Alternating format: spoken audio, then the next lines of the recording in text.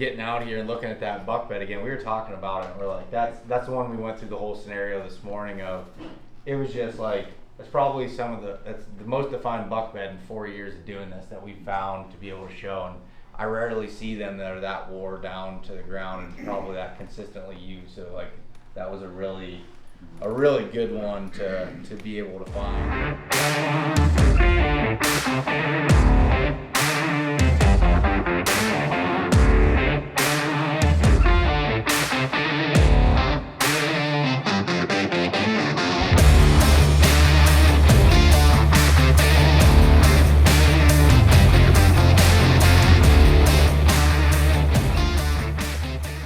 The last 6-7 years and had good results of deer traveling by them. Not all of them gonna hit them, but a lot of times you only see one buck that's actually working the rub itself. You know, a buck gets on a doe, like Bill said, for two or 3 days, and then he's out looking for another one. So you just gotta, this is a spot you gotta hope one's cruising by, checking these scrapes in between those does. And then as we came up out of here, this is the first time we walked completely up this ditch and found a big buck dead right here. And is that side with the beach brush and pretty much nothing in it? Yes. Okay, I know.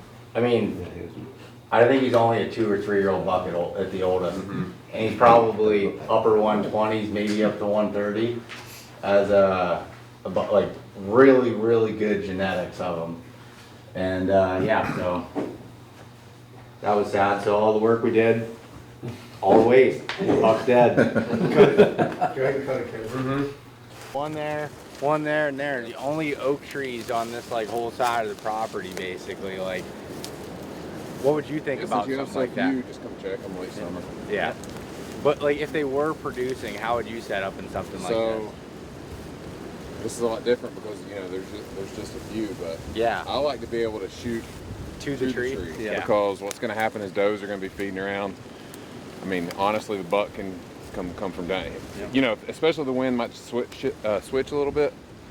He's going to come check it with his eyes and with his nose. So, Okay.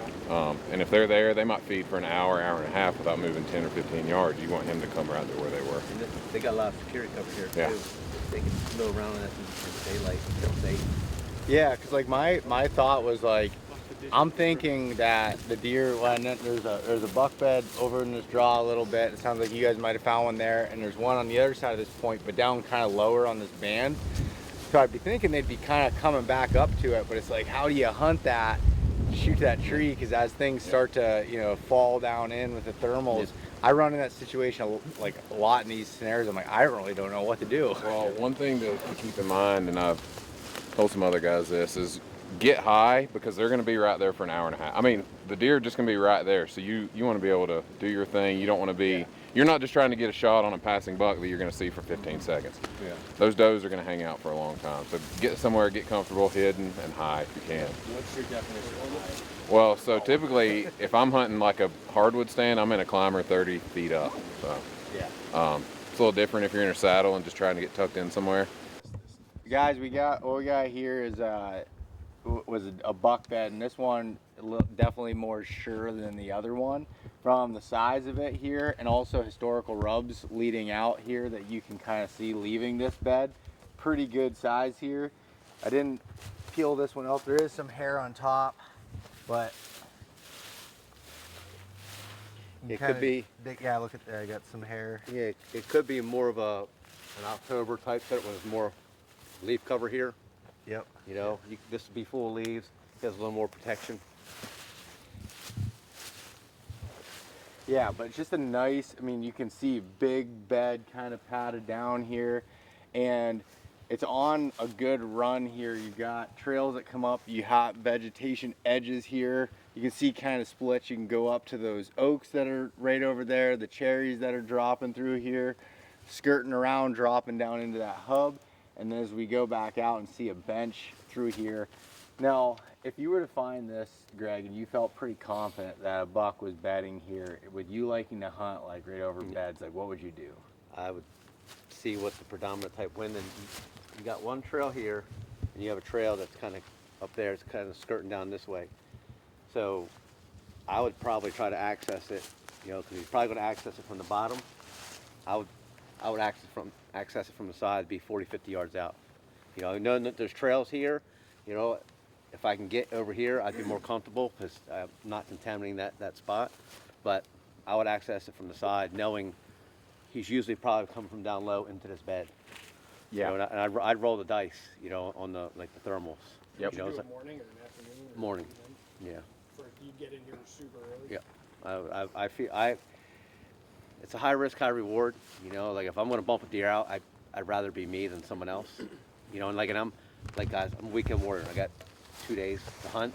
I'm going to go aggressive on those 2 days. But yeah, I can sit back there, you know, 100 yards. I got to leave tomorrow. Well, that's not going to do me any good. So every sit, I'm going to, for the most part, get aggressive, especially in October, that mid-October range, from October 1st to like the 15th. Because come the 20th, they're going to start moving. 25th, they're going to be running around crazy. So if I bump them out, you know, it's no big deal. Another buck, he'll probably come back, you know, come Halloween time, you know, rut time. So it's not like, you know, Jersey's a little different. It's September. I'm a little more cautious in September, but like October, I'm going all in. Well, yeah, I would, you know, because you can't, like, if I blow him out, I might mill around a little bit because he's probably not going to, you know, like, contaminate. It's August, you know, or July. Yeah. And then I- you just keep that in yeah. future. If he, especially if he gets away out scot-free, if you don't startle a buck out of his bed, you know, if he can actually, the bed's used as it should, he can get away scot-free, you know, without too much danger, he's probably going to come back. You know, he might even come back the next morning because the bed worked. You know, everything worked. Now, if I come up over here and startle him, he's probably not coming back for a while because the bed didn't do what it was designed to do. You know, so he's like, I'm out. You know, I don't feel safe here. Yeah. But one thing that really, and you haven't even seen this yet, but as we go back here, there's a good logging trail that comes off this bench with some logs. And I was thinking about it like in the morning of just backing off, you know, 50, 60 Yep. yards from here, kind of getting up in here where you can still shoot to some of Yep. this, is Yep. maybe kind of hooking in and land, but if he's coming from here, maybe it doesn't work out, Yep. but just, yeah, that's why I was interested to Yes, hear your... sometimes I did that 67 yard mark, and it's like they'll come in, you'll see them, like I've had them come in, you're like, oh, this is great, but then you're stuck there because it's a good buck, and you're 7 yards out, and you're like, well, I guess I'm gonna stay here until he leaves because you're gonna get down, you're gonna bump him out, you know, like hopefully he's gonna go this way, and they never do. They always, you know, go somewhere else. So you're like, I sat all day to watch that buck come in and leave. You know, Yeah. that's why like me getting like that 50 yards, I can shoot comfortably 50 yards. It's like I'd rather risk it, you know. Yep. To be 70 yards, man, that's like just a heartbreak. Everything works, but you're just out of the game, and it's like it's a long day. Yep. You know, especially if you don't have food and water. It's like you're like rationing yourself, and you're gonna be super quiet. You know, I've had a lot of interesting moments in the trees. You know, with that. You know, I And feel like honestly, I've, by the next weekend, a lot can change from Yep. food and Yeah. stuff, and he might not even be using this Yeah. bed a lot. That can, so, there's a lot of depends when Yeah. it comes to that, and I hate that's not a very definitive answer, but that's Yeah, kind of like what I've seen with bedding. even sitting in this bed, you know, you got a trail that's dumping off and one dumping off this way. You know, if you're not comfortable hunting close to the bed, maybe in the evening, I mean, that trail goes this way. When this is all full of leaves, you might be able to follow that trail down 80 yards, and that'd be where you set up. You know, that thermal's going to be full, Yep. sneak in, super quiet, get set up 80 to 100 yards, and hoping he dumps this way. And then maybe the next night, if you don't see him, you know, you hunt this trail. You do the same thing. Just go down low, 100 yards, whatever, and hunt there. So you can hunt the same bed a lot further away than, you know, say in the morning. You got to be more, in my opinion, closer to the bed. So, you know, John asked a good question up there. I'm not sure how many had heard it, but he was like, would this change what you were thinking about down in the bottom by seeing this food and this digging up here? And to me, it does not, because most of these food sources you're seeing up here are late season, early season type food sources when they're browsing. A lot of times that browse the blackberry briars and some of those twigs and stuff is, I can see the same thing in early season, late season, but heavier in late season. And also the cherries, first week of October or so, they're eating them. And after that, they're either all gone or they just, I don't know what exactly happens, Kenny. I don't know if they dry up or what, but they don't. They do dry up. I can't say that like the taste, the quality, whatever, but it's like early season when they start dropping, they hammer them, and then it fizzles. But now we're seeing And once it. you get snow again, Yeah, start digging them they back start up. digging them back up. So like that in between stage, I don't know what. I mean, it also goes with that's when the leaves start falling, so they aren't as abundant. So they kind of shift their food source a little bit, and then can you say they finally realize like, oh shit, there's we're hungry as hell. It's the middle of winter. Let's start ripping stuff up, to find those cherries again. Yeah. And like these types of spots, see how like you can kind of see through there, but it's tough. Like it's open underneath, but you can still see through there. Bucks can lay in there and see back, but you're scanning through. It's really difficult to be able to see them, but they can see out so much better. So it gives a lot of security. And this whole bench is like that, where you'll see once we get on the leeward side, it's wide open, just wide open cherry trees, and not even any browse underneath, not cut, just open forest. Where this side has this old stuff. So I can see deer even laying in here, kind of coming out and feeding. You got that bed there. This kind of area is something like from an early season standpoint could definitely see also being a good setup. And like Greg was saying, getting closer, I don't know how far we are from the bed now, but it's a good 60 yards probably. I don't know, I can't really judge distance that well. Let's see. 54 yards. But I like this where it has the conjoining of the trail kind of coming through here. And like John, what you were saying about like a lot of the early season food stuff, but this isn't a bad spot for a camera. You put it back on that tree here, angle back, the trail kind of running this edge, coming up in, and it looks like there's kind of one coming off right down through here too, from a trail standpoint. Did you say that you would hunt this spot? Personally, yes, I'd need a little bit more data to really give me confidence in it, but like setting up kind of back in here a little bit, shooting down to where this trail comes out and this trail's coming down across here, it just seems like they could come out in here and feeding if they're bedding on this bench or down there. Just kind of, it seems like a pretty decent spot. But I would like to put a camera here and learn a little bit more of whether when they're bedding here, when they're feeding here, to really know. It's kind of difficult, especially in that early time frame. But there's a lot that meets at this spot. There's terrain and vegetation edge, so to me it's a good spot to at least check out and toss the camera up and see. All right, we'll head in here. Yeah.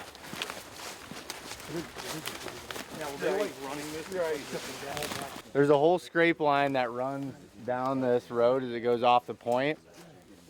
But for me, and we'll see it as we go back up because we came in the opposite way last time, but there's doe bedding right on top. We've got this thick, we just went through that spot there, that pole stand. You can still see it right here.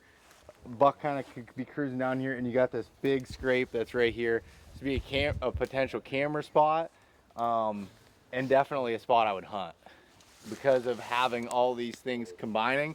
You see the feeding as we start getting this open. Now this is the leeward side of the ridge. It's pretty open. You'll see as we walk, it's just like there just wasn't as good a sign on this side as there was on this side. I feel they'd be more secure kind of traveling along here. But you can use that for an advantage. You got a westerly wind that's coming across to be able to sit off of one of these sides. One, to be able to shoot to the scrape and be able to pick a pocket in there to be able to shoot 10, 15 yards into this brush to be able to do so. Yeah, I think, coming down through here, wrapping around, just kind of working.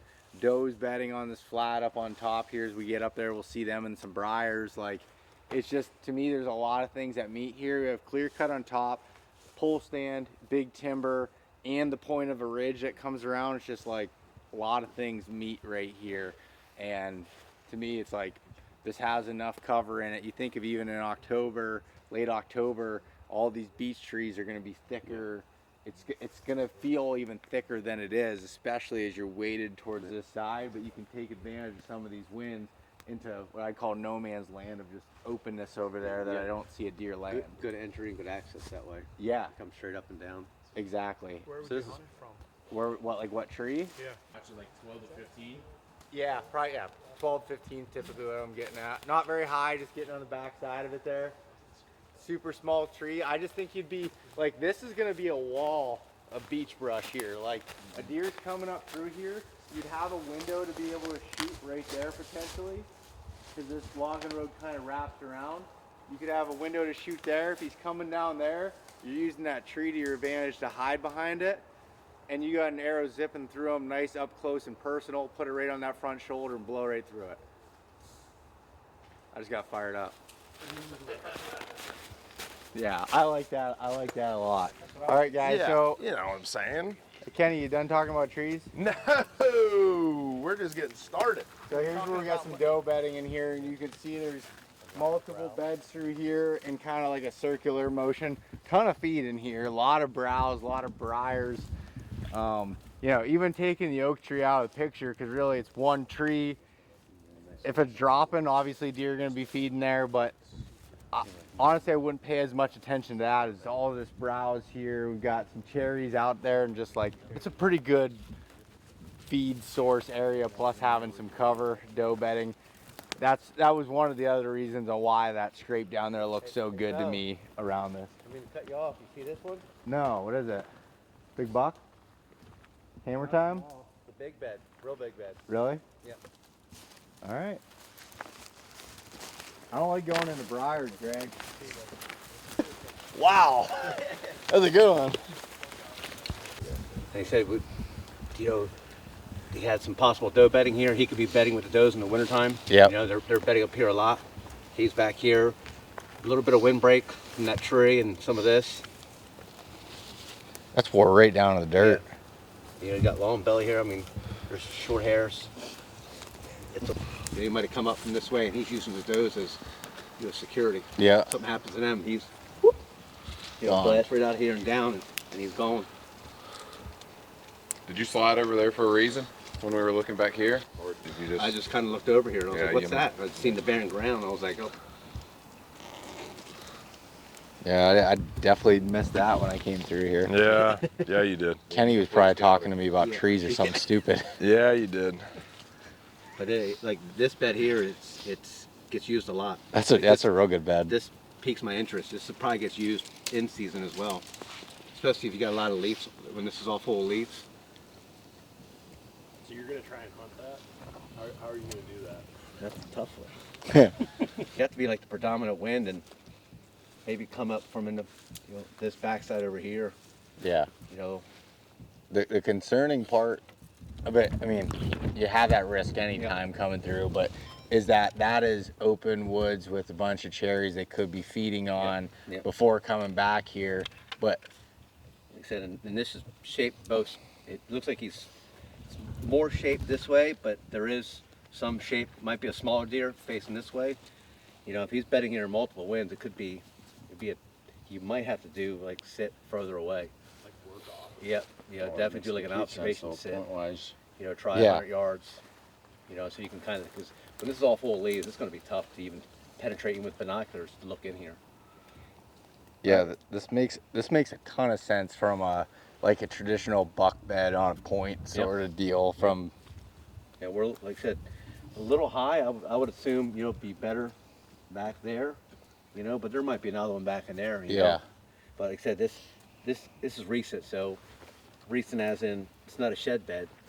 You know, so maybe in January and February, you know, he's using those does. He's just hanging out like he might be a homebody. He might hang out with a bunch of does, you know. Like I said, there might be more beds around here. But to see down the dirt and the size, that piques my interest. This is like the best thing I've seen so far. This shows me there's a big body deer here, and you know, you could probably look around, maybe find a track, but we kind of all muddled it up already. Boot tracks everywhere. you heard him talk about his bedding. To me, I'm still hunting a scrape.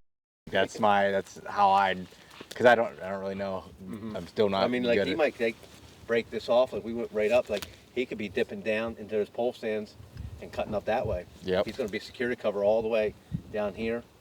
Goes this way, he breaks out cover a little bit. Might not be good, so he's probably going to go down and stay in that where Mason hunts.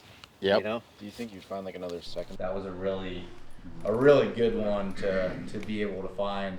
And earlier this morning we were talking about this scrape that was down below and how I would hunt it and with this bed and everything, and kind of changed our tune a little bit with that. As I was saying, I'd hunt directly on that scrape, even, you know, early season or into the rut. And Mason had brought up a good point of like even adjusting. You're still 20 yards from that scrape, but adjusting over like where my crosshairs are, almost like over into here a little bit more, letting your wind blow off that open side. But in case a deer comes, wraps around this point and kind of cuts right up on the point there, it's closer. When I would be sitting back here to shoot there, it'd be 40 some yards of a shot, and it's like you're stretching it out a little bit. By moving over here, you still have a good shot to the scrape, but also could take advantage of a little bit closer range there. So again, just fine tuning those spots.